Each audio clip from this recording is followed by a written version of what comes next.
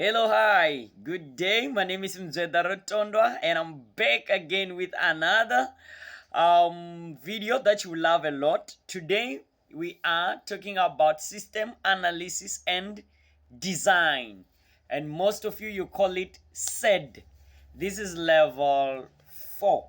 I hope you are ready. Yeah, thank you so much for coming back to my channel. Make sure you subscribe, make sure you like, make sure you share the video so that also others will be able to learn from where you are also learning. All right, if you are ready, let's go. I hope you've got your pen. I hope you have got your notebook. I hope you have got your previous question papers. If you have got questions, post them on the comments. I'll come and I'll answer. All right, let's go. Now, today, this is what I'm gonna be doing. I'll start with the question papers that most frequently come on your level 4 question papers, and mostly what have been coming on the previous question papers, and also we will answer them together, you and I, and we'll also make some few notes based on those question papers, right? And those questions. Now, question number 1 that mostly they ask is identify and briefly describe unacceptable professional practices found in computer industry. This question always come, and mostly it comes with 8 marks going up. Identify and briefly describe 2 non-professional bodies available in the computer industry in South Africa. Actually, it's not 2. There are more than 5 professional bodies practices in South Africa. And when we make notes, I will mention all of them. But they normally say 2. And then you find that it is having 4 marks. Not always, depending on the year and the question paper. Sometimes it's 8, sometimes it's 6, but doesn't go below 4, and it comes each and every year. All right, now another question that comes: briefly explain the difference between the code of ethics, the code of practice, and the code of conduct. What did I just say? If you listen, all those 3 things, they sound alike. And if you don't know, you can say it's the same. I mean, code of ethics, code of conduct, and also code of practice. Sounds like it's the same, but it's not. Today we will outline it. Now, discuss the code of practice used by IITPSA or CCSA or ITA or SICIT, depending on the question paper on which year, but they will always bring it. Now you will have to discuss, and you'll find that it's having 6 marks, 4 marks. It doesn't go below 4. All right, explain how the computer industry support and the concept of equal opportunity. This one they always bring it, because people think that IT is for the males, and nope, it's for the males and the females. Okay, and the opportunity has to be equal for both gender. Okay, we'll go deeper into it. Sometimes it comes with 4 marks, 3 marks, 2 marks. Lastly, identify the ways in which privacy is addressed in South Africa. Now, all the questions that I picked today, they come from topic 1, module 1. All right, let's go. Now, when we speak about the acceptable professional practices in South Africa, we are speaking about things that when you do them as an IT technician or a professional in the IT field, when you do them, and then we say these are the acceptable things, these are the things that we want. When you work, and then we say, yeah, these men now deserve to earn the money, these women now deserve to be paid. That's professional.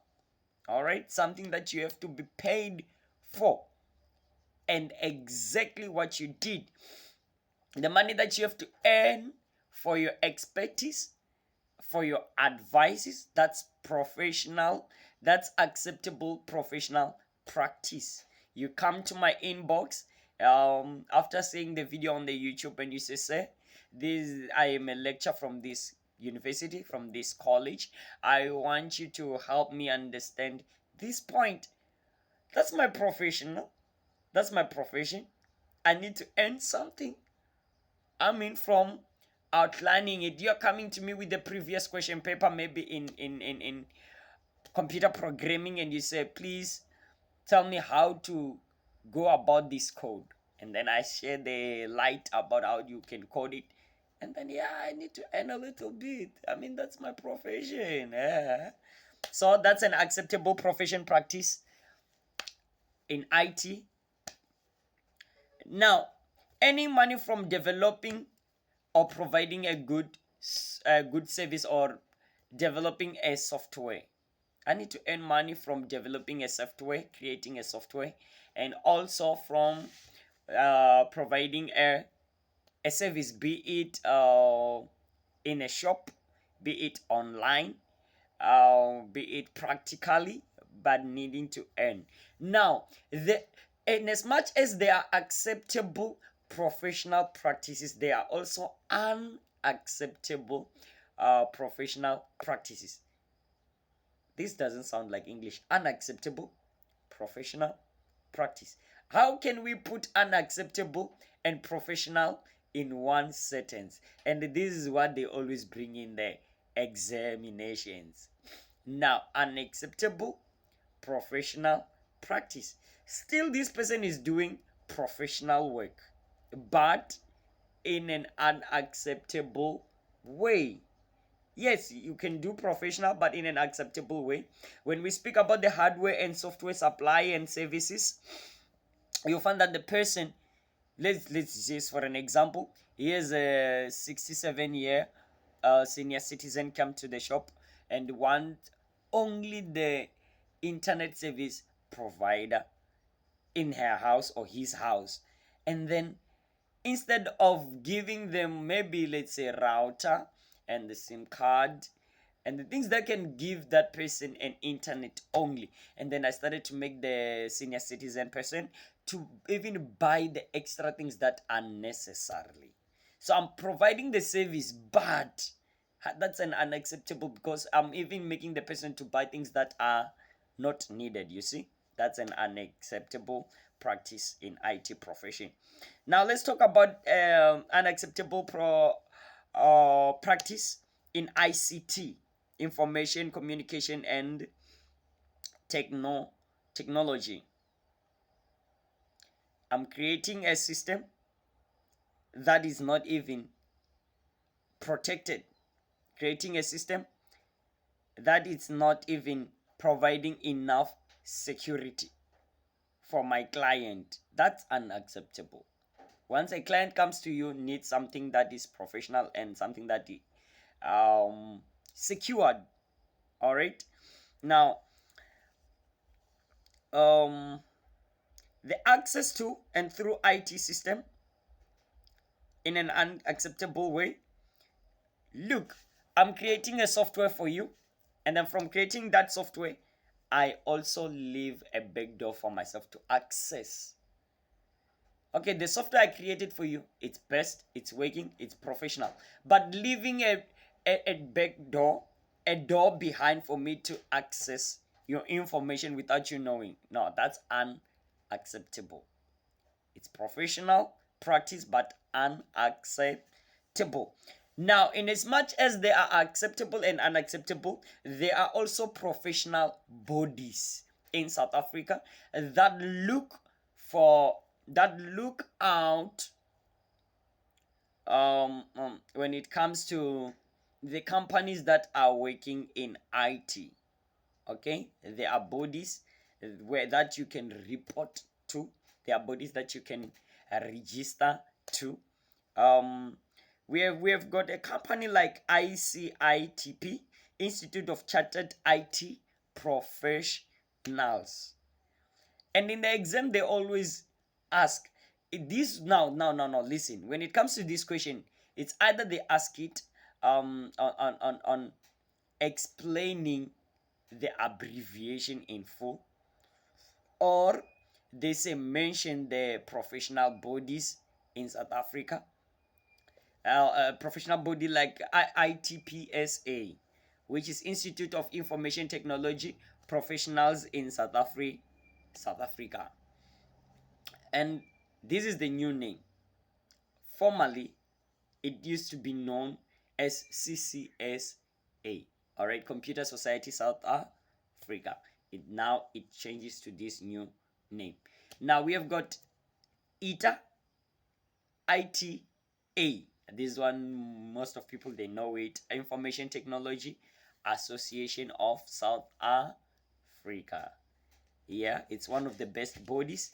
Now we have got this one, SAICSIT, Information Technology Association of South Africa, of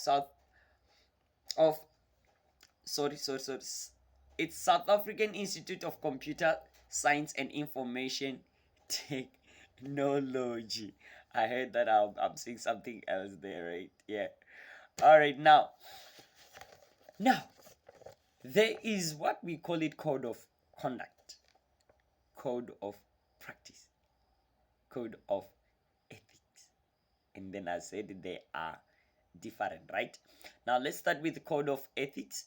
Code of ethics states that the shared value of principles that help to guide judgment and decision making in organization, profession, even individual use these. Code of ethics contains reference to property right, privacy, freedom of expression, and professional ethics. You and I, we also use this code of ethics. This is something that you just need to feel it that no, this is wrong. I don't know whether I'm professional or not. This is wrong. I can't do it. I don't have to do it. I must not do it. All right. But now, when we speak about code of practice, like when we say somebody's practicing law, somebody's practicing medicine. Also in IT, you practice IT. That means that's in your profession. That's what you are doing because you have studied it. So now when we speak about the code of practice, now that's the guideline that is there for your behavior of your organization, your company, you yourself, where you are working. And then when you speak about if you remember, I mentioned the body IITPSA. That's one body that looks all over looks for all the companies that are working with IT and make sure that they practice the right IT way. Code of conduct states that the specific rule for behavior for staff and organization members and professional bodies in the society. Now, code of conduct. Remember, code of practice, it's for the company. Code of conduct, it's for the workers inside the company. And code of conduct differs with the different companies. You find that this company says this is our code of conduct. This is how we do the things. This is how we handle the things. So code of conduct differs with the company. So you must follow the code of conduct in your company. This is what always comes each and every year in the exam. Now let's finish with an equal opportunities. Equal opportunities for all the protected members, workers, IT professions in South Africa. When it comes to system and job and services, you'll find that most people they believe and think that technician has to be males, of which it is wrong. Technicians have to be everyone. Technician jobs must be granted not based on the race, not based on the gender, not based on the orientation, not based on the ability, and neither based on the benefits of saying you know someone or related. So they will ask you Normally, explain how the computer industry support the concept of equal opportunity. And then you find that it's saying 3 marks. So you have to focus on the race, gender, orientation, and also IT professionalism does not uh, regulate people with a disability. They are also welcome in the IT department as well. So the cybercrime bill covers all crime involved the related and computer and communities with technology. Privacy is covered under the bill, and the cybercrime bill underwent major updates in 2019. Hence, Facebook changed from Facebook to Meta after that hacking scandal that happened, and then they now say they are one-way hacking system. So yeah, systems when coming to cyber crimes, most of them they are being updated, they are being changed, they are being improved for the privacy of the clients. So IT professional must always provide a privacy for their clients. All right. Now, if you have got any question, please state down there. If you've got a question paper that you have been looking for memorandum and you're not finding it, I am your memorandum. Please post the question. I'll answer. My name is Mzeda Rotondwa. Thank you so much for following my channel, and God bless you so much. Don't forget to like, to share, to subscribe. And another thing, YouTube have enabled my membership. So yeah, you can buy a membership online. It's only 14 rand. If you can buy it with that 14 rand, it gives you access to all the IT subjects, all the IT modules. So if you have got that membership and then you have got the question, I answer you straight away. Straight away. I even do the assignment for you. So make sure that you buy that membership. It's only 14 rand. Come on, I mean 14 rand. That's the price for Buddy Chow, Quarter. Thank you so much for following me.